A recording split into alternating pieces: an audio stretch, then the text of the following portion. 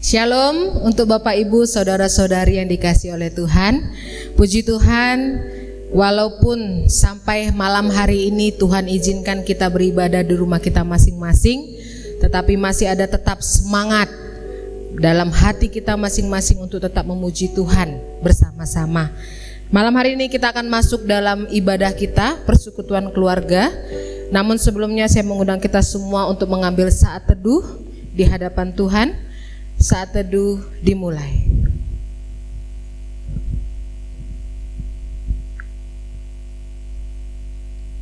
Amin. Malam hari ini kita akan bersukacita bersama-sama. Kita akan memuji memuliakan nama Tuhan. Mari dengan sukacita kita angkat pujian. Mari kita bersukaria. Dengan sukacita kita mengangkat pujian ini. Mari kita bersukaria karena ini hari bahagia. Kita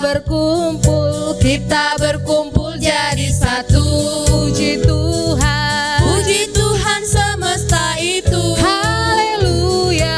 Tepuk tangan wajah berseri. Hilangkanlah hati yang sedih. Yesus berkata, bukankah Yesus berkata damai yang Dia berikan kita. Mari kita bersukaria. Sekali lagi dengan sukacita kita angkat pujian ini. Kita katakan kita bersukacita bersama-sama, berkumpul menjadi satu. Mari kita bersukaria karena ini hari bahagia. Kita berkumpul jadi satu. Puji Tuhan semesta itu. Haleluya. Tepuk tangan wajah berseri. Hilangkanlah hati yang sedih. Yesus berkata, bukankah Yesus berkata damai yang Dia berikan kita. Mari kita bersukaria. Mari kita berdoa. Bapa kami di surga, seperti pujian yang kami naikkan tadi Tuhan, malam hari ini kami mau bersukaria bersama-sama karena kami meyakini akan perlindungan Tuhan, meyakini akan kekuatan yang Tuhan berikan dalam kehidupan kami. Bapa di surga, kami yakin dan percaya apa yang kami lakukan malam hari ini sesuai dengan firman Tuhan.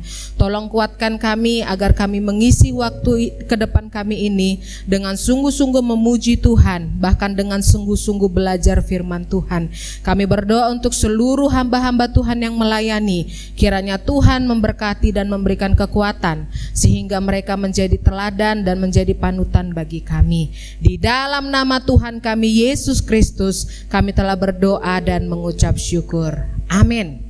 Kita akan melanjutkan ibadah kita malam hari ini. Sebelum kita bermazmur bagi Tuhan, mari kita angkat pujian, ku naikkan syukur padamu Yesus. Kita naikkan syukur kita hanya bagi Tuhan. Ku naikkan syukur padamu Yesus. Ku sembah sujud kepadamu Tuhan, di hadapan tata kemuliaan-Mu. Ku tinggikan, ku agungkan selama segala puji syukur bagimu. Ku tinggikan namamu selalu. Kemuliaan hanya bagimu. Terpujilah nama. Sekali lagi dengan sungguh-sungguh kita katakan, ku naikkan syukur padamu Yesus.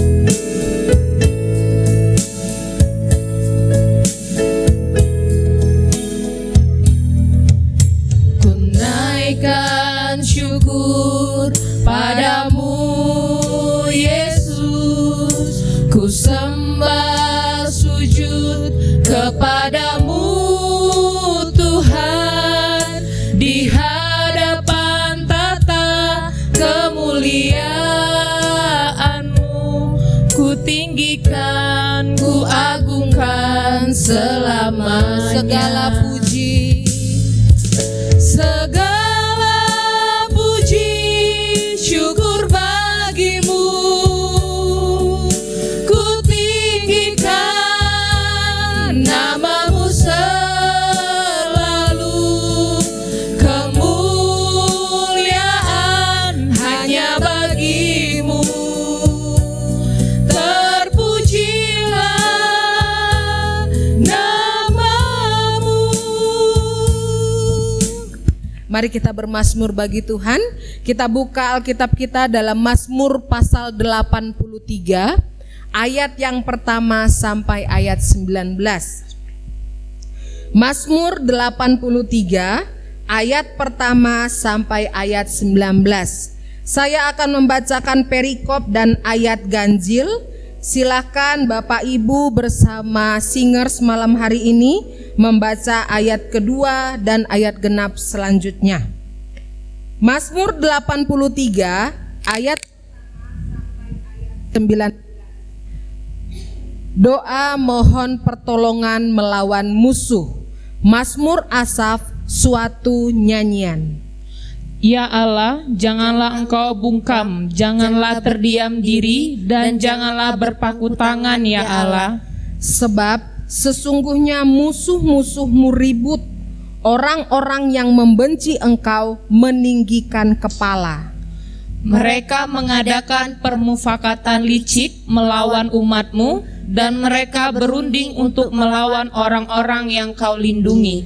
Kata mereka, marilah kita lenyapkan mereka sebagai bangsa, sehingga nama Israel tidak diingat lagi. Sungguh, mereka telah berunding dengan satu hati, mereka telah mengadakan perjanjian melawan Engkau. Penghuni kemah-kemah Edom dan orang Ismael, Moab dan orang Hagar, Gebal dan Amon dan Amalek, Filistia beserta penduduk Tirus. juga Asyur telah bergabung dengan mereka menjadi kaki tangan Bani Lot. Perlakukanlah mereka seperti Midian, seperti Sisera, seperti Yabin dekat sungai Kison. Yang sudah dipunahkan di Endor menjadi pupuk bagi tanah. Buatlah para pemuka, mereka seperti Oreb dan Zeb, seperti Zeba dan Salmuna, semua pemimpin mereka. Yang berkata, marilah kita menduduki tempat-tempat kediaman Allah. Ya Allahku, buatlah mereka seperti dedak yang berterbangan, seperti jerami yang ditutup angin. Seperti api yang membakar hutan, dan seperti nyala api yang menghanguskan gunung-gunung. Kejarlah mereka dengan badai-Mu, dan kejutkanlah mereka dengan puting beliung-Mu. Penuhilah muka mereka dengan kehinaan, supaya mereka mencari nama-Mu ya Tuhan. Biarlah mereka mendapat malu dan terkejut selama-lamanya. Biarlah mereka tersipu-sipu dan binasa. Supaya mereka tahu bahwa Engkau sajalah yang bernama Tuhan, yang maha tinggi atas seluruh bumi. Saya bacakan sekali lagi ayat 19. Supaya mereka tahu bahwa Engkau sajalah yang bernama Tuhan, yang maha tinggi atas seluruh bumi. Mari malam hari ini kita akan kembali belajar firman Tuhan. Kita akan merenungkan firman Tuhan. Namun dengan sungguh-sungguh kita katakan, jiwaku terbuka untuk-Mu Tuhan. Kita minta Tuhan selidiki hati kita.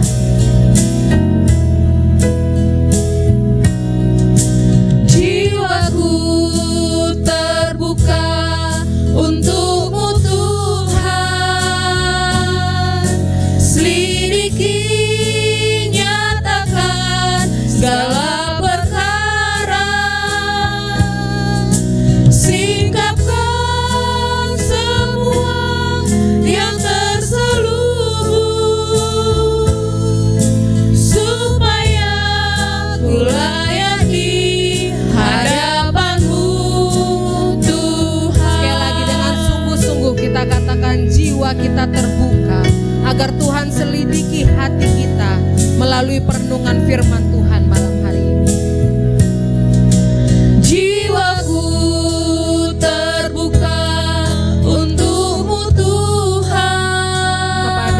selanjutnya kami persilahkan. Selidiki, nyatakan segala perkara, singkapkan semua yang terselubung, supaya ku layak di hadapan-Mu, Tuhan. Mari kita berdoa. Bapa kami di surga, Bapa yang baik dan mengasihi kami dengan kasih yang kekal dan sempurna. Kami bersyukur oleh karena anugerah-Mu. Pada malam hari ini kami diperkenankan oleh Tuhan untuk kami bersama-sama ibadah di dalam keluarga kami masing-masing. Kami boleh mengucap syukur oleh karena Tuhan begitu baik, memungkinkan kami boleh ada sampai pada saat ini. Dan tiba saatnya bagi kami ya Allah, untuk kami bersama-sama akan membaca, merenungkan kebenaran firman-Mu. Kami mohon Tuhan hadir di tengah-tengah persekutuan kami, sehingga persekutuan kami memuliakan nama Tuhan, dan firman Tuhan yang akan kami dengarkan boleh kami mengerti, dan lebih daripada itu kami dimampukan oleh Tuhan untuk melakukannya. Berkati untuk hamba-Mu yang akan menyampaikan, berkati kami semua. Terpuji nama-Mu, dalam berkat nama Tuhan Yesus kami sudah berdoa dan bersyukur. Amin. Selamat malam Bapak Ibu yang dikasihi oleh Tuhan Yesus. Shalom. Mari kita bersama-sama membuka Alkitab kita, dan kita akan membaca bagian firman Tuhan dari Habakuk pasalnya yang ketiga, ayatnya yang ke-17 sampai dengan ayatnya yang ke-19. Habakuk pasalnya yang ketiga, ayat yang ke-17 sampai dengan ayatnya yang ke-19. Kalau sudah mendapatkan semua,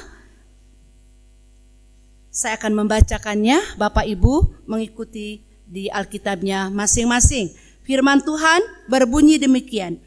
Sekalipun pohon ara tidak berbunga, pohon anggur tidak berbuah, hasil pohon zaitun mengecewakan, sekalipun ladang-ladang tidak menghasilkan bahan makanan, kambing domba terhalau dari kurungan, dan tidak ada lembu sapi dalam kandang, namun aku akan bersorak-sorai di dalam Tuhan, beria-ria di dalam Allah yang menyelamatkan aku. Allah Tuhanku itu kekuatanku, Ia membuat kakiku seperti kaki rusa, Ia membiarkan aku berjejak di bukit-bukitku. Demikian firman Tuhan. Bapak Ibu yang dikasihi oleh Tuhan Yesus Kristus, akhir-akhir ini kita sering mendengar bahwa banyak orang Kristen menghadapi tantangan-tantangan yang cukup berat dalam kehidupannya, baik dalam pekerjaan, baik dalam usaha, ekonomi, sakit penyakit, keluarga, studi, dan lain sebagainya. Khususnya dalam masa-masa pandemi ini, bukan hanya kita saja yang mengalami hal-hal yang seperti saya sebutkan di atas, tetapi dunia pun merasakan hal yang sama. Kita tentu semua berharap bagi Bapak Ibu yang mengikuti ibadah pada malam hari ini, situasi yang sedang kita hadapi sekarang ini segera berubah menjadi lebih baik.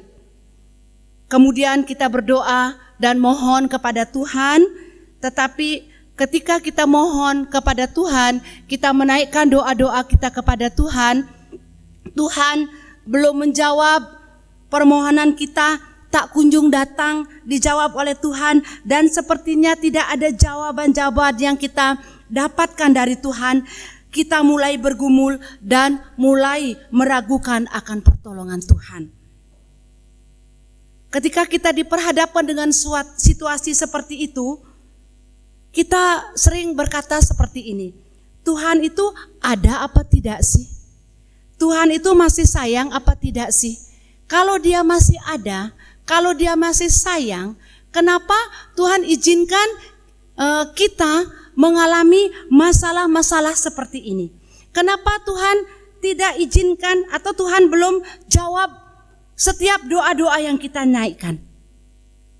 kita mulai menyalahkan Tuhan. Tuhan, kenapa begini? Tuhan, kenapa begitu? Tuhan, kenapa Tuhan izinkan saya mengalami masalah ini?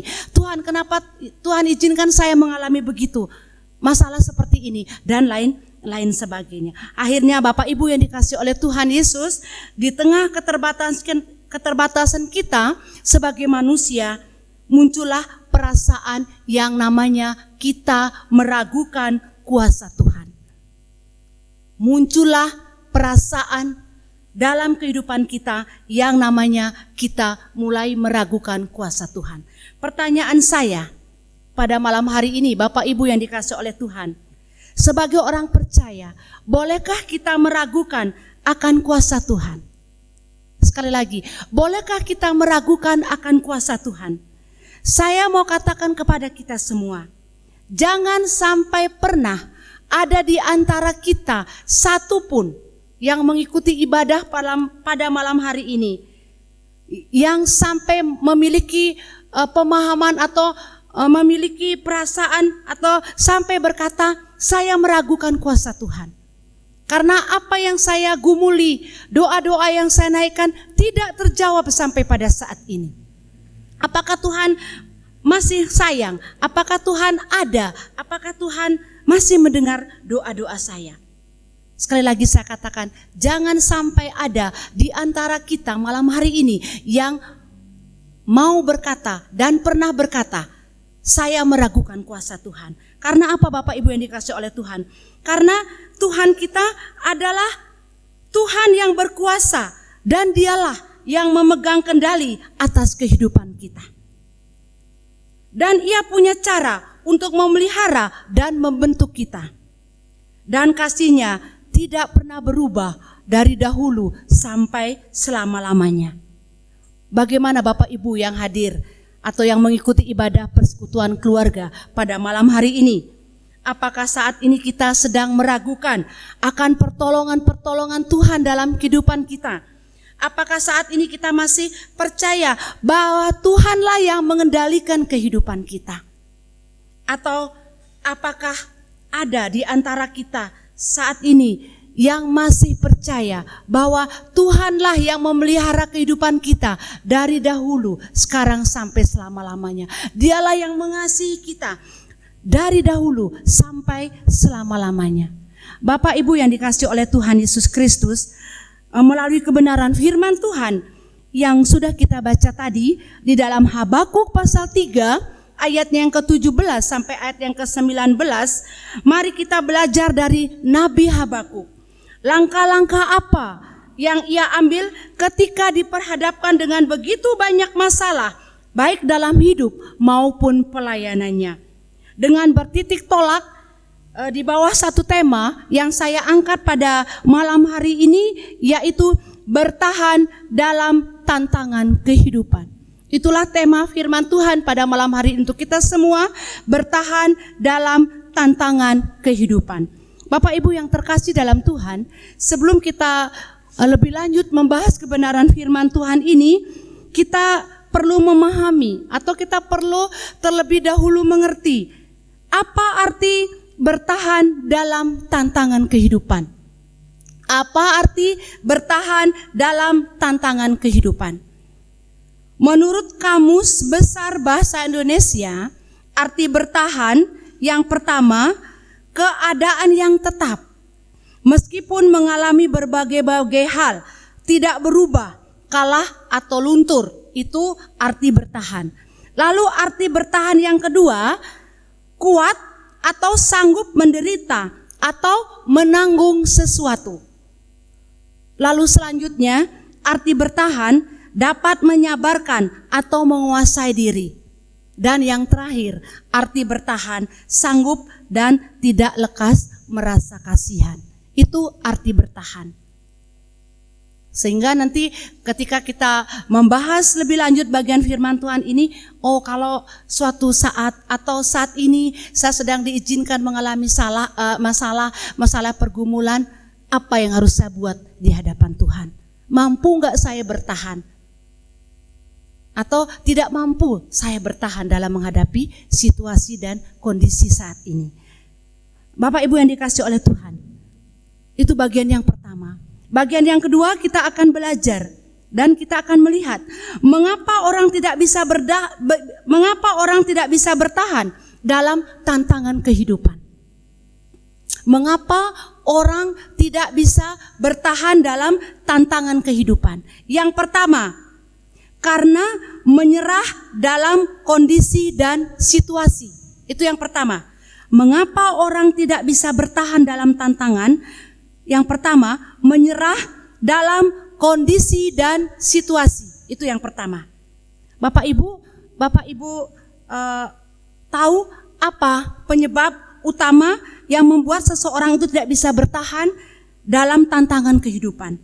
Saya melihat ada dua hal. Yang pertama, karena berhenti untuk berusaha. Lalu yang kedua, menyerah dengan kondisi dan situasi yang ada. Tidak, atau berhenti untuk berusaha, dan yang kedua menyerah dengan kondisi dan situasi yang ada, sehingga orang itu tidak bertahan dalam tantangan kehidupan. Saya kasih contoh, karena di tengah-tengah kita jemaat Tuhan yang ada di Karangjaya kebanyakan petani, saya kasih contoh seperti ini. Misalnya Bapak si A tanam cabai. Ketika dia tanam cabai, waktu panen dia tidak mendapatkan hasil apa-apa karena hasil panennya anjlok. Ya, modal sudah banyak dikeluarin. Tapi ketika sedang panen dan hasil panen itu dijual, misalnya cabai, tidak ada hasil sama sekali. Sehingga dia putus asa, kecewa, sedih, dan lain sebagainya. Nah, dalam kondisi seperti itu, Bapak si A yang nanam cabai tadi, dia mengambil satu tindakan dalam menghadapi tantangan yang saya bisa katakan seperti itu. Dia menyerah dalam kondisi dan situasi. Seharusnya dia berusaha saja, walaupun waktu itu harga cabai tidak ada harganya, ya coba aja untuk menanam. Siapa tahu nanti setelah waktunya panen harga cabai ada hasil. Tetapi karena dia menyerah dalam kondisi dan situasi, sehingga dia tidak bisa bertahan dalam tantangan kehidupannya, ya hasilnya seperti itu. Pernah saya menyampaikan kepada satu bapak, dia bilang, "Bu, saya tidak mau tanam cabai lagi. Saya tidak mau tanam sayur ini lagi." "Loh kenapa Pak?" Saya bilang, "Nggak ada harganya Bu. Modal saya sudah banyak keluar." Saya bilang, "Bapak tidak boleh menyerah dengan kondisi seperti itu, dengan situasi seperti itu.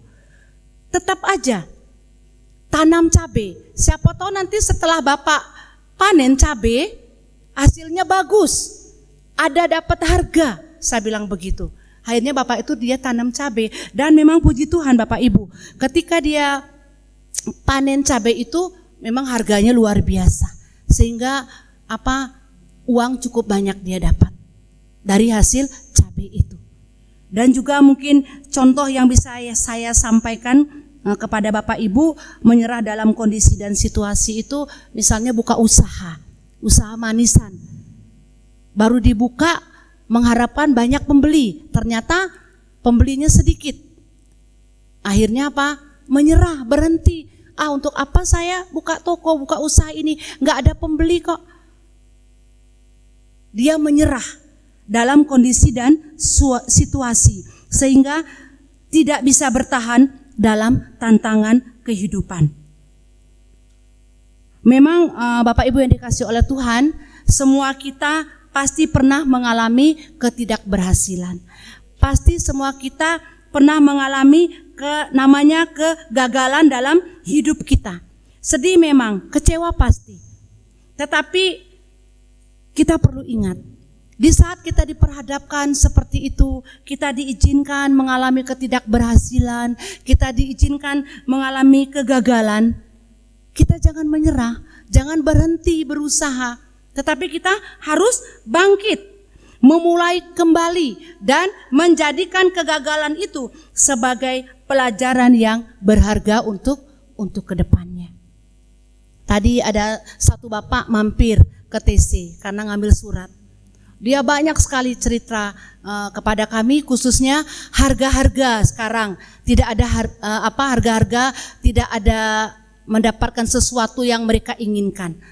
Harganya anjok semua. Cabai cuma 10.000, kol cuma 1.000, tomat cuma 1.000. Dia katakan secara manusia sedih, Bu. Secara manusia kecewa, Pak. Modal saya sudah banyak sekali. Tetapi kenapa seperti ini? Dalam keadaan pandemi seperti ini, nyari makan susah dan lain sebagainya. Saya bilang, Pak, tidak boleh menyerah dalam kondisi seperti ini. Tidak boleh menyerah dalam situasi seperti ini. Bapak harus bangkit. Bapak harus memulai kembali, menjadikan kegagalan itu boleh dibilang gagal ya, karena dia katanya pernah menanam sesuatu tidak menghasilkan apa-apa karena dimakan hamalah dan lain sebagainya. Dia bilang gagal dan lain sebagainya. Saya bilang Bapak harus bangkit. Jadi Bapak Ibu yang dikasih oleh Tuhan, mengapa kita kadang tidak bisa bertahan dalam tantangan kehidupan? Karena kita mudah sekali menyerah dalam kondisi dan situasi. Jangan pikir kami hamba Tuhan juga tidak pernah mengalami masalah. Pasti mengalami masalah. Kalau kami menyerah, kalau kami tidak mau berusaha, atau kalau kami berhenti melakukan sesuatu, bagaimana dengan jemaat? Harus kuat dan harus percaya bahwa Tuhan akan terus menolong. Itu yang pertama.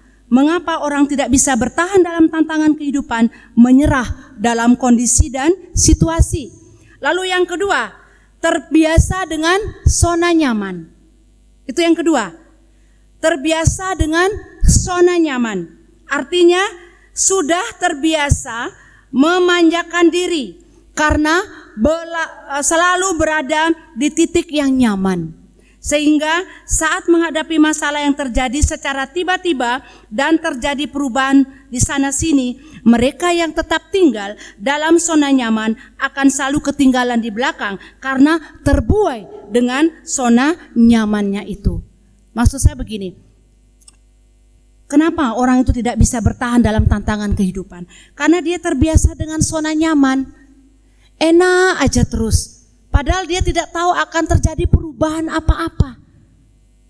Jadi dia berpikir sudah cukuplah begini. Saya sudah nyaman kok seperti ini. Padahal kalau kita melihat ke depan ya, ekonomi bisa jadi akan berubah.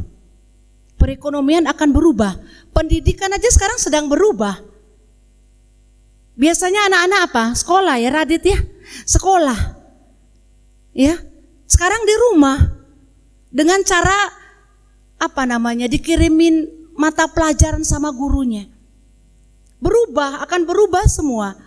Yosafat tadi pagi telepon saya, Bu, kayaknya dalam masa-masa seperti ini semua akan berubah. Apalagi pendidikan kayaknya akan lama berangsur-angsur seperti ini. Ekonomi berubah, sekarang susah mencari makan aja, susah. Ekonomi kita sedang morat-marit saat ini. Tetapi bagi kita yang hidup di zona nyaman, tidak mau melihat ke depan, cuma berputar-putar aja di dalam kehidupan kita yang sekarang ini, ya kita memang akan ketinggalan. Khususnya Bapak Ibu yang punya anak-anak ya, kalau tidak belajar sekarang itu laptop dan lain sebagainya, memang akan ketinggalan. Ya. Karena semua sekarang memakai media elektronik. Ya, bisa jadi nanti kata Yosafat, kita belanja pun enggak pakai uang lagi, Bu. Semua pakai manual. Dia bilang seperti itu.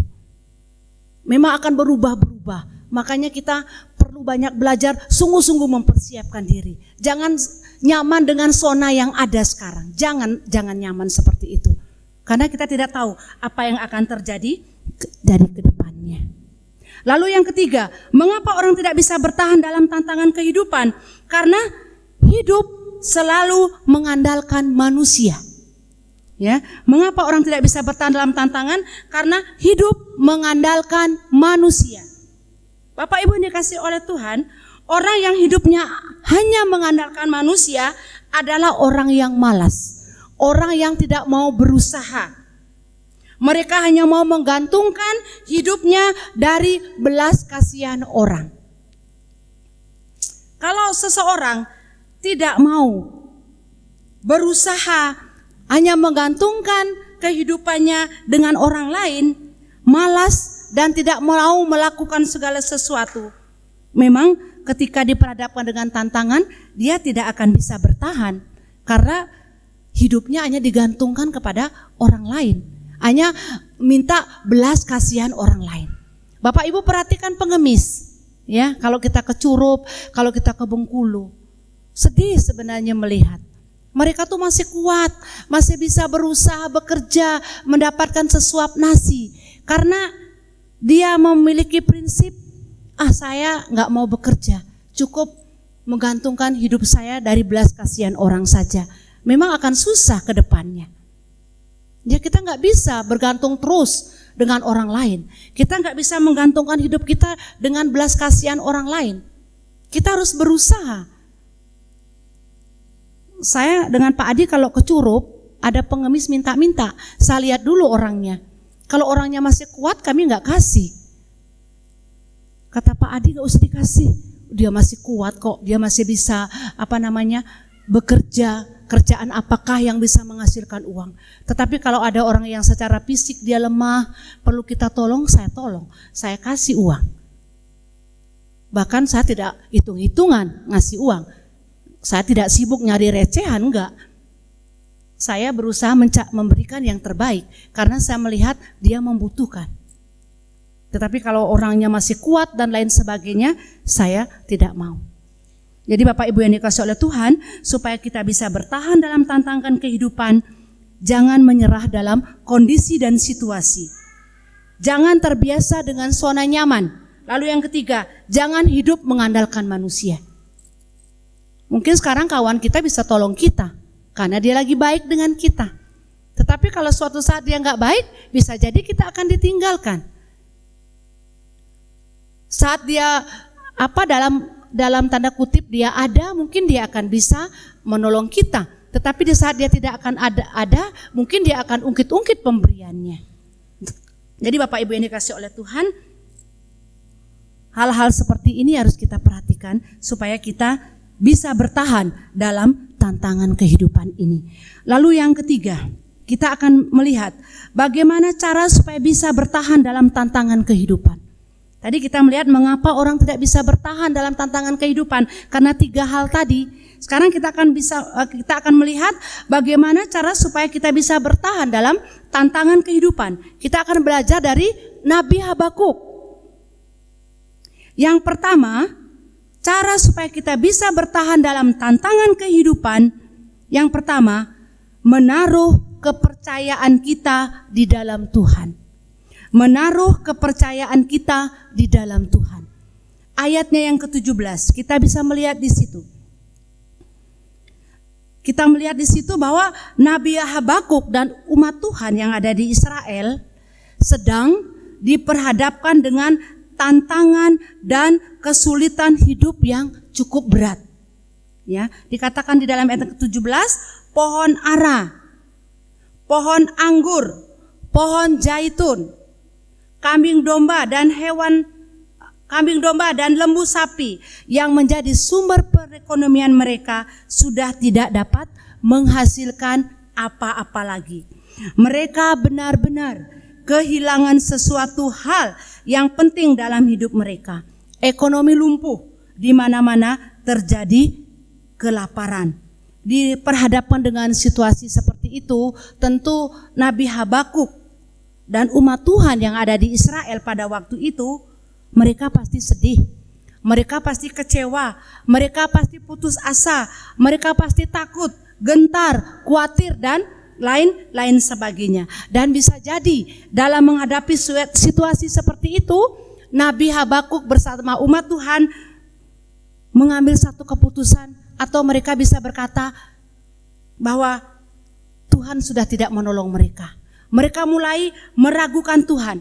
Mereka menyalahkan Tuhan. Tuhan, kenapa terjadi seperti ini? Selama ini pohon ara yang menjadi sumber perekonomian kami, pohon anggur, pohon zaitun, kambing domba yang selalu kami harapkan untuk membantu perekonomian kami, kenapa tiba-tiba tidak menghasilkan apa-apa? Tiba-tiba hilang begitu saja. Sedih memang, putus asa pasti. Tetapi kita melihat dalam kehidupan Nabi Habakuk bersama umat Tuhan diperhadapkan dengan situasi seperti itu. Mereka harusnya sedih, kecewa, takut, gentar, khawatir dan lain sebagainya. Tidak dilakukan itu. Karena kalau kita melihat dalam ayat ke-18, kita melihat di situ ayat 18, dalam menghadapi situasi dan kondisi seperti yang berat seperti itu, Nabi Habakuk sebagai boleh dibilang gembala pada waktu itu memimpin umat Israel. Dia justru menguatkan umatnya. Nabi Habakuk saya melihat ketika jemaat diperhadapkan dengan masalah-masalah seperti itu, Nabi Habakuk itu tidak ikut-ikutan. Aduh kenapalah ya situasinya seperti ini. Aduh kenapalah begini ya. Aduh kenapalah begitu. Bagaimanalah ini ya. Bagaimana itulah. Tetapi satu hal yang saya belajar dari Nabi Habakuk ketika jemaat Tuhan diperhadapkan dengan masalah-masalah seperti itu yang sangat berat sekali. Justru sebagai gembala atau sebagai nabi pada waktu itu yang memimpin bangsa Israel, Habakuk justru menunjukkan bahwa dia kuat menghadapi situasi seperti itu. Sehingga dikatakan di ayat yang ke-18, dikatakan 18, namun aku akan bersorak-sorak di dalam Tuhan, beria-ria dalam Allah yang menyelamatkan aku. Kita melihat di situ bahwa ketika diperhadapkan dengan masalah, dengan pergumulan, Nabi Habakuk menghimbau kepada seluruh umatnya, jangan kecewa, jangan sedih, jangan menyerah, jangan pasrah. Bangkit, bangkit dan bangkit. Ayo kita beria-ria, bersorak-sorak di dalam Tuhan, karena Tuhanlah yang menolong kita. Respon positif yang diberikan oleh Nabi Habakuk kepada umatnya pada waktu itu. Bapak Ibu yang dikasihi oleh Tuhan Yesus Kristus, Nabi Habakuk mengajarkan sesuatu hal yang bagus untuk umat Tuhan. Dan saya juga mengajak kepada Bapak Ibu yang mengikuti ibadah pada malam hari ini, mari kita selalu menyerahkan atau menaruh kepercayaan kita di dalam Tuhan. Karena hanya di dalam Tuhanlah kita mendapatkan pertolongan. Memang Tuhan izinkan masing-masing kita mengalami pergumulan. Tuhan izinkan kita masing-masing mengalami masalah. Tetapi mari kita belajar seperti Nabi Habakuk. Ketika kita diizinkan dengan menghadapi masalah-masalah seperti itu, ya, kita jangan putus asa, kita jangan kecewa, jangan sedih, apalagi menyalahkan Tuhan. Tetapi mari kita belajar seperti Nabi Habakuk. Kita beria-ria di dalam Tuhan, kita bersorak-sorak di dalam Tuhan, karena kepercayaan kita atau kita percaya bahwa di dalam Tuhanlah ada pertolongan. Waktu satu hamba Tuhan, ada hamba Tuhan yang menyampaikan kebenaran firman Tuhan ini, ada jemaatnya letuk seperti ini. Bagaimana Nabi Habakuk di tengah-tengah situasi seperti ini, masalah berat sekali, pergumulan berat sekali, kok justru dia mengajak beria-ria, bersorak-sorai? Aneh kan? Mana ada di saat kita seperti ini kita bersorak-sorak, beria-ria ketika menghadapi pergumulan berat seperti ini. Tapi itulah yang kita harus tiru dari Nabi Habakuk. Ketika kita menghadapi masalah, jangan loyo, jangan menyerah dengan situasi, jangan nyaman dengan zona yang ada saat ini. Jangan kecewa, jangan menyalahkan Tuhan, jangan khawatir. Harus bangkit dan harus memiliki keyakinan bahwa kepada siapa kita harus menaruh harapan kita, yaitu hanya kepada Tuhan, pemilik hidup ini. Itulah yang dilakukan oleh Nabi Habakuk ketika diperhadapkan dengan kesulitan yang berat, dia tidak takut gentar apalagi khawatir, tetapi dia terus beria-ria bersorak-sorak dalam Tuhan, karena Tuhanlah yang menyelamatkan mereka, karena Tuhanlah yang menolong mereka. Dan saya rindu Bapak Ibu, semua umat Tuhan yang ada di Karangjaya, khususnya ketika kita diperhadapkan dengan masalah, dengan pergumulan, masalah apakah itu pesakit penyakit, masalah ekonomi, studi anak-anak, kita belajar seperti Nabi Habakuk. Jangan sedih, jangan kecewa, jangan berputus asa, jangan khawatir, jangan menyalahkan Tuhan, jangan meragukan kuasa Tuhan, tetapi kita harus bangkit bersama-sama dengan Tuhan, karena Tuhanlah pertolongan kita. Itu yang pertama, bagaimana cara supaya kita bisa bertahan dalam tantangan kehidupan, menaruh kepercayaan kita di dalam Tuhan. Lalu yang kedua, mengandalkan Tuhan. Itu yang kedua, mengandalkan Tuhan. Ayat yang ke-19. Di situ di dalam ayat yang ke-19, Nabi Habakuk mengatakan bahwa kekuatanku adalah Tuhanku. Kekuatanku adalah Tuhan semata-mata. Itu maksudnya. Di dalam ayat yang ke-19 kita tidak menemukan Nabi Habakuk mengatakan bahwa kekuatannya adalah dirinya sendiri. Kekuatannya adalah pikirannya atau kepintarannya sendiri. Tetapi di dalam ayat yang ke-19 dia katakan bahwa kekuatanku adalah Tuhanku semata-mata. Artinya bahwa Tuhanlah kekuatannya, kepada Tuhanlah kita harus mengandalkan hidup kita. Dia tidak katakan kekuatannya adalah dirinya sendiri. Dia tidak mengatakan kekuatannya adalah pikirannya sendiri, kepintarannya sendiri. Tetapi dia katakan kekuatanku adalah Tuhanku. Dikatakan Tuhanlah yang membuat kakinya seperti kaki rusa. Bapak Ibu tahu rusa? Rusa kalau lari kuat sekali, kencang sekali. Nah seperti itulah Tuhan membuat kakinya Habakuk ketika diperhadapkan dengan masalah. Tuhan beri dia kemampuan untuk berlari mengejar sesuatu untuk kebaikan umatnya. Dikatakan Tuhanlah yang membuat kakiku seperti kaki rusa, yang membiarkan ia berjejak di bukit-bukit. Bapak Ibu, ini adalah bahasa puisi untuk menggambarkan bahwa Allah membuat Habakuk menjadi kuat dalam menghadapi situasi dan kondisi keadaannya saat itu. Lalu pelajaran apa yang kita bisa ambil dari bagian yang ketiga ini atau bagian yang ketiga ini? Bapak Ibu, apa sumber kekuatan kita selama ini? Kemampuan kita kah? Kepintaran kita kah? Orang lain kah? Keluarga kita kah? Teman kita kah? Atau bahkan harta kita yang menjadi sumber kekuatan kita selama ini? Kemampuan, kepintaran, harta kita sifatnya terbatas, sifatnya sementara. Tetapi mari kita belajar seperti Nabi Habakuk, bahwa Tuhanlah sumber kekuatan kita.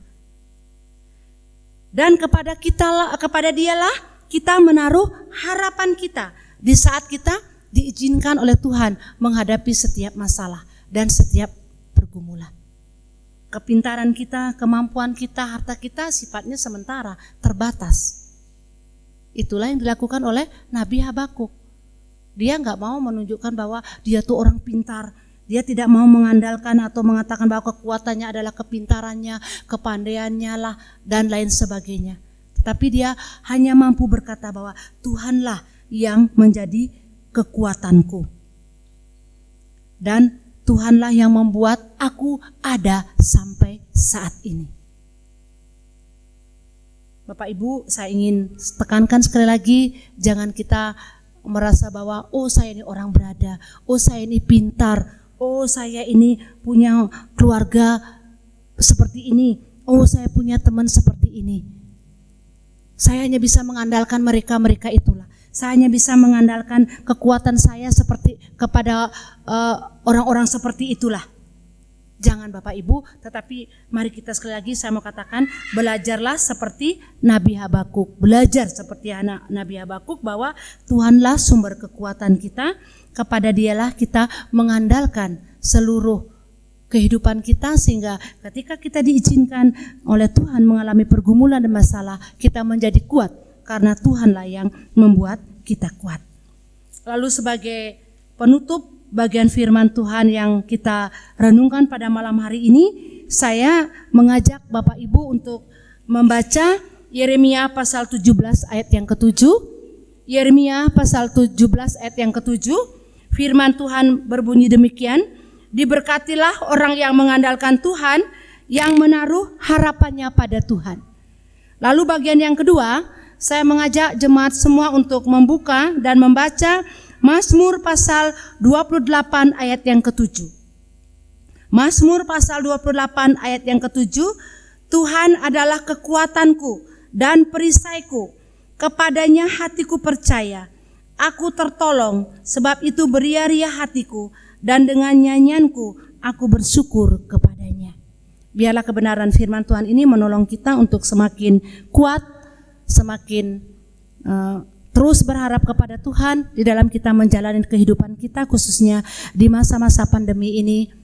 Walaupun secara ekonomian kita mungkin morat-marit, atau apa yang kita tanam, apa yang kita tabur di ladang tidak menghasilkan apa-apa, harganya anjlok, tetapi kita harus yakin bahwa Tuhan sumber kekuatan kita, kepada Dialah kita menaruh harapan kita, dan kepada Dialah kita terus berserah, karena Tuhan tahu bahwa kita adalah orang-orang yang mengasihi Dia, dan juga Dia akan terus memberkati kita apapun yang terjadi. Mari kita berdoa.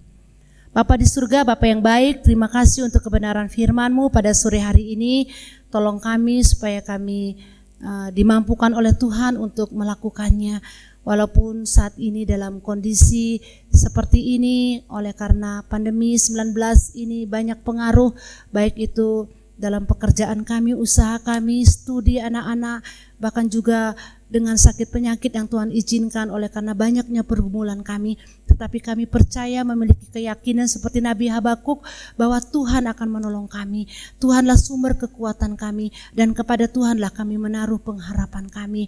Ampuni kami Tuhan kalau selama ini kami hanya mengandalkan kepintaran kami hanya mengandalkan orang lain, kami mudah sekali menyerah dalam kondisi dan situasi yang ada.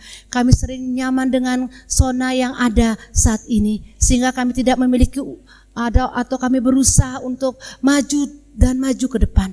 Ampuni kami Tuhan, tolong kami supaya kami menjadi anak-anak Tuhan yang setia, mengasihi Tuhan dan takut akan Tuhan. Berkati hamba-Mu, berkati kami semua. Terpuji nama-Mu, dalam berkat nama Yesus, Allah yang hidup, kami sudah berdoa dan bersyukur. Amin.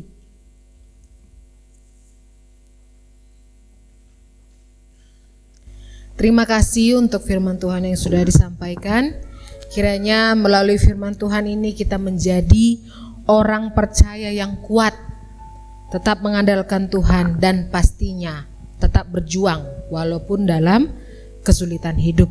Malam hari ini kita akan masuk dalam doa syafaat kita. Saya akan bacakan pokok doa kita malam hari ini. Ada 3 bagian. Yang pertama, silakan Bapak Ibu Saudara menuliskan pokok doa keluarganya masing-masing. Dituliskan nanti saat Bapak Gembala ke rumah jemaat-jemaat Tuhan, saat memberikan persembahan, silakan Bapak Ibu mencantumkan pokok doa keluarga tersebut. Yang kedua, kita akan berdoa untuk bangsa dan negara kita. Kita berdoa untuk pemerintah kita, negara Indonesia, agar Tuhan berikan hikmat untuk bisa menemukan vaksin yang tepat untuk bisa menjawab menghadapi wabah COVID-19 ini. Yang kedua, kita berdoa untuk masyarakat agar mau taat melakukan protokol kesehatan. Yang ketiga, kita berdoa untuk tenaga medis agar dalam perlindungan Tuhan. Mereka adalah manusia yang berada di garda depan untuk menghadapi wabah COVID ini. Kita berdoa untuk pasien yang dicurigai positif ataupun pasien yang sudah dinyatakan positif terjangkit COVID, agar tetap ada pengharapan hidup sehingga mereka bisa memperoleh kesembuhan daripada Tuhan. Pokok doa yang ketiga, bagian yang ketiga, kita berdoa untuk pokok doa gereja. Yang pertama, kita berdoa untuk pekerjaan seluruh jemaat. Biarlah apapun yang diusahakan jemaat, jikalau sesuai dengan kebenaran firman Tuhan, Tuhan berkati sehingga memperoleh berkat yang berlimpah. Yang kedua, kita berdoa untuk kesehatan seluruh jemaat. Ada beberapa ibu yang mengandung, dan kita berdoa untuk Ibu Sudarwati dan Ibu Manurung agar ada pemulihan yang sempurna yang datang daripada Tuhan. Yang ketiga, kita berdoa untuk pendidikan anak-anak kita, walaupun belajar di rumah tetap dalam kedisiplinan. Yang keempat, kita berdoa untuk anak-anak yang ada di perantauan, baik itu yang sekolah maupun yang bekerja, supaya Tuhan juga memberkati. Yang kelima, kita berdoa untuk proses renovasi aula dan pastori GKI Karangjaya. Kita berdoa untuk dana yang diperlukan, bahkan panitia yang Tuhan percayakan untuk bisa melaksanakan program ini. Yang keenam, kita berdoa untuk MPH Sinode dalam pelayanan, bahkan dalam pembangunan gedung serbaguna. Kita akan berdoa bersama-sama. Namun sebelumnya, mari saya mengundang kita semua untuk memuji Tuhan. Kita katakan, saat kita tidak melihat jalan Tuhan, saat kita tidak mengerti rencana Tuhan, namun kita tetap memegang janji Tuhan, karena hati kita percaya.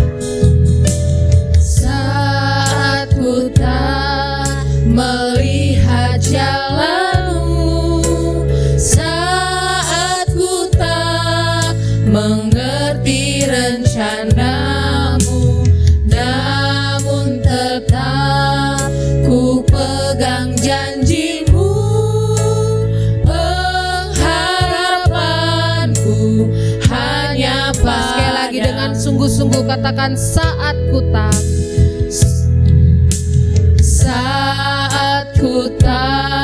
melihat jalanmu, saat ku tak mengerti rencanamu, namun tetap ku pegang janjimu. Pengharapanku hanya pada, katakan, hatiku percaya, hatiku percaya,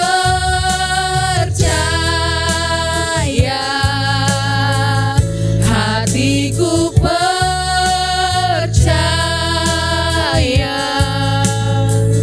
hatiku percaya, selalu ku percaya, hatiku percaya, hatiku percaya,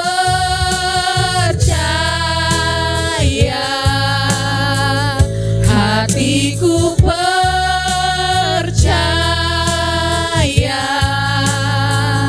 hatiku percaya, selalu ku percaya. Mari kita berdoa. Bapa di surga, kami datang ke hadirat-Mu Tuhan malam hari ini. Hati kami percaya bahwa mata Tuhan, telinga Tuhan tidak pernah meninggalkan kami. Kami berdoa untuk pokok doa seluruh jemaat Tuhan, keluarga lepas keluarga. Kami berdoa diberkatilah seluruh jemaat Tuhan. Kami berdoa Tuhan, apapun yang kami doakan dalam pokok doa per keluarga malam hari ini, pasti Tuhan mendengar dan pasti Tuhan menjawab sesuai dengan waktu dan rencana Tuhan. Bapa di surga, kami berdoa untuk bangsa dan negara kami. Kami berdoa di dalam nama Tuhan kami Yesus Kristus.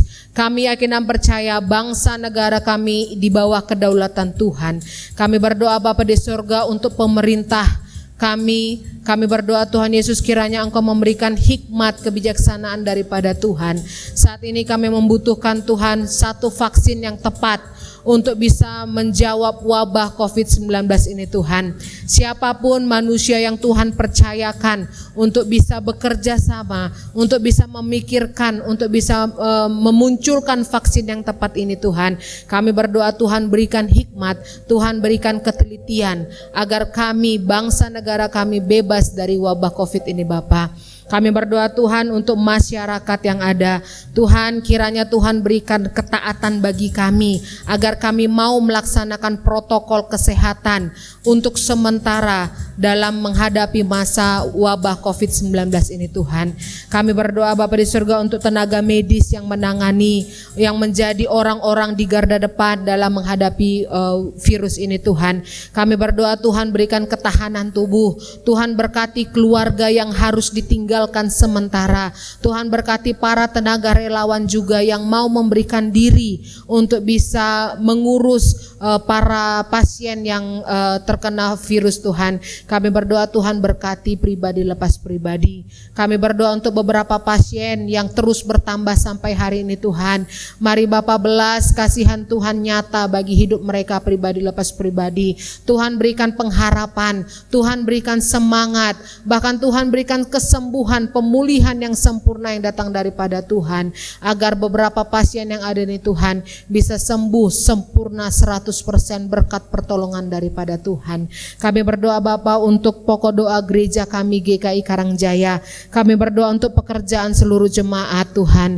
Kami yakin dan percaya Tuhan, apapun yang dikerjakan oleh seluruh jemaat Tuhan, jikalau sesuai dengan kebenaran firman Tuhan, kami yakin dan percaya akan ada berkat Tuhan yang melimpah, akan ada jalan keluar. Walaupun saat ini Tuhan izinkan kami menghadapi masa kesulitan dalam hal perekonomian yang ada Tuhan. Kami berdoa Bapa di surga untuk kesehatan seluruh jemaat Tuhan. Kami mohon Bapa Tuhan peliharalah kami agar seluruh jemaat Tuhan sehat kuat. Bahkan kami berdoa Tuhan untuk beberapa ibu yang saat ini mengandung. Tuhan berkati untuk Ibu Esi, Tuhan berkati untuk Ibu Tia, Tuhan berkati untuk Ibu Tobing. Kami berdoa Bapa di surga, kiranya ibu-ibu yang mengandung ini Tuhan berikan kekuatan, dan anak yang kami kandung, janin yang kami kandung, kiranya bertumbuh sesuai dengan umur yang mereka lewati Tuhan. Kami berdoa Bapa untuk kedua hamba-Mu, Ibu Sudarwati dan Ibu Manurung. Mereka saat ini membutuhkan pertolongan daripada Tuhan. Kami mohon Bapa, kiranya pemulihan datang daripada Tuhan, memulihkan, menyembuhkan kedua hamba-Mu ini Tuhan. Kami mohon Tuhan pakai makanan, minuman, obat yang mereka konsumsi untuk bisa membawa mereka pada pemulihan yang sempurna. Kami berdoa untuk pendidikan anak-anak kami. Kami mohon Tuhan didik mereka Bapa, ingatkan mereka Tuhan, walaupun mereka harus belajar di rumah mereka masing-masing dengan media internet yang ada, kiranya ada kedisiplinan, ada kerajinan yang Tuhan sediakan bagi anak-anak kami ini. Berikan kesabaran bagi orang tua untuk bisa bekerja sama dengan guru untuk bisa mengajar di rumah masing-masing Tuhan. Kami berdoa untuk anak-anak kami di perantauan, baik itu yang sekolah maupun yang bekerja. Kami yakin dan percaya Tuhan, perlindungan Tuhan tidak akan pernah meninggalkan mereka. Kami mohon apapun yang mereka usahakan Tuhan berikan keberhasilan, dan kami mohon Tuhan jauhkan mereka daripada wabah COVID-19 saat ini Tuhan. Kami berdoa Bapa untuk proses renovasi aula dan pastori GKI Karangjaya. Terima kasih Tuhan, Tuhan terus memberkati GKI Karangjaya dalam hal pembangunan saat ini. Tuhan berkati pergumulan dana yang kami butuhkan. Tuhan berkati untuk panitia pembangunan yang Tuhan percayakan, yang Tuhan telah pilih. Kami berdoa Bapa di surga, kiranya dengan hati yang paling dalam kami melayani Tuhan, dengan berkat Tuhan, dengan talenta Tuhan yang Tuhan titipkan kepada kami. Kami berdoa Bapa untuk MPH Sinode GKI Karangjaya. Kami berdoa Tuhan untuk keluarga yang tergabung dalam MPH Sinode. Tuhan berkati, kiranya seluruh pelayanan di jajaran Sinode ini Tuhan berikan kelancaran. Bahkan saat ini kami satukan hati berdoa mendukung pembangunan gedung serbaguna Sinode. Kami berdoa untuk para tukang yang bekerja. Kami mohon Tuhan jauhkan daripada kecelakaan kerja. Bahkan dana yang diperlukan, kami yakin dan percaya Tuhan, dengan kebutuhan dana ini Tuhan akan menolong kami untuk bisa mendapatkan dana yang diperlukan ini Bapa. Bahkan kerinduan kami Tuhan, kiranya dengan pembangunan gedung serbaguna ini Bapa, Sinode GKI menjadi teladan bagi siapapun yang melihat proses pembangunan ini, dan kami bisa menjadi terang, garam dan terang bagi dunia ini Tuhan. Terima kasih Bapa di surga. Kami menaikkan doa syafaat kami malam hari ini. Kami yakin dan percaya Tuhan sudah mendengar jeritan hati kami malam hari ini. Dan kami mohon Tuhan berikan kesabaran bagi kami untuk kami bisa menanti akan jawaban doa pada malam hari ini Tuhan. Terima kasih Bapa di sorga, di dalam nama Tuhan kami Yesus Kristus kami telah berdoa dan mengucap syukur. Amin. Kita akan melanjutkan ibadah kita malam hari ini. Kita akan memberikan persembahan. Namun dengarkanlah firman Tuhan malam hari ini. Biarlah masing-masing memberi dengan kerelaan hatinya, jangan dengan duka atau paksa, karena Allah mengasihi orang-orang yang memberi dengan sukacita. Saat memberikan persembahan kita tetap memuji Tuhan. Kita katakan, dialah segalanya, dia bagiku. Dia korbankan dirinya untuk selamatkan kita. Dialah segalanya, dia bagiku. Dialah segalanya, besar kecil. Korbankan dirinya dan selamatkanku. Dialah segalanya, dia bagiku. Dialah segalanya, dialah segalanya, dia bagiku. Dialah segalanya, besar kecil. Korbankan dirinya dan selamatkanku. Dialah segalanya, dia bagiku. Seperti air madu, seperti air madu dari batu karang, dicicip air madu yang manis. Oh lihatlah, Tuhan Yesus baik, dicicip air madu yang manis. Mari kita berdoa. Bapa di sorga, kami bersyukur Tuhan malam hari ini Tuhan memberikan hati kami yang sungguh-sungguh untuk bisa memberikan persembahan malam hari ini. Kami yakin dan percaya Tuhan, apa yang sudah kami kumpulkan ini Tuhan terima menjadi persembahan yang berbau harum di hadapan Tuhan. Kami berdoa untuk berkat Tuhan yang masih ada di tangan kami. Kami mohon Tuhan berkati, berikan hikmat bagi kami, dan Tuhan cukupkan berkat yang masih ada pada kami untuk bisa kami melanjutkan kehidupan kami. Kami berdoa Bapa di sorga untuk kelanjutan kehidupan kami. Kami yakin dan percaya Tuhan akan terus memberkati kami. Terima kasih Bapa di sorga, Engkau sudah memimpin hidup kami, bahkan Engkau sudah mengajarkan kami doa yang sempurna. Bapa kami yang di sorga, dikuduskanlah namamu, datanglah kerajaanmu, jadilah kehendakmu di bumi seperti di sorga. Berilah kami pada hari ini makanan kami yang secukupnya, dan ampunilah kami akan kesalahan kami, seperti kami juga mengampuni orang yang bersalah pada kami. Dan janganlah membawa kami ke dalam pencobaan, tetapi lepaskanlah kami daripada yang jahat, karena Engkau yang punya kerajaan dan kuasa dan kemuliaan sampai selama-lamanya. Amin. Kita akan menutup ibadah kita. Mari kita mengangkat pujian El Shaddai, El Shaddai.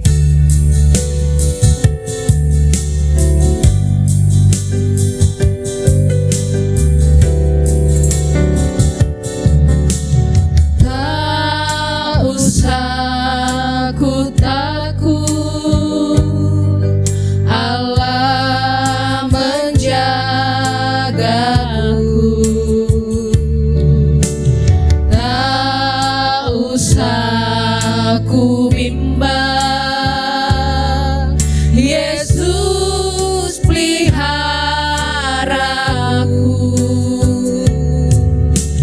Tak usah ku cemas,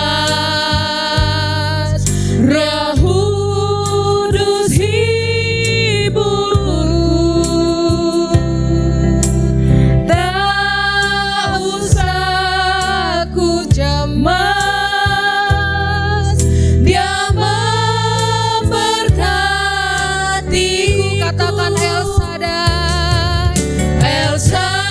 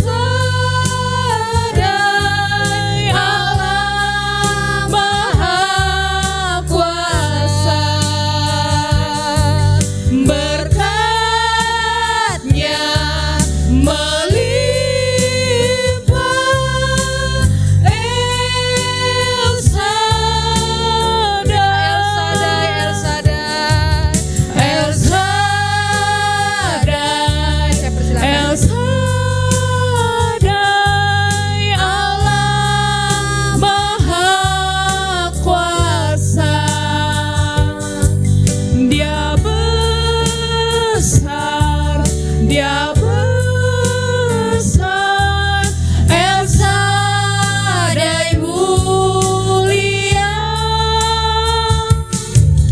El Shaddai, El Shaddai,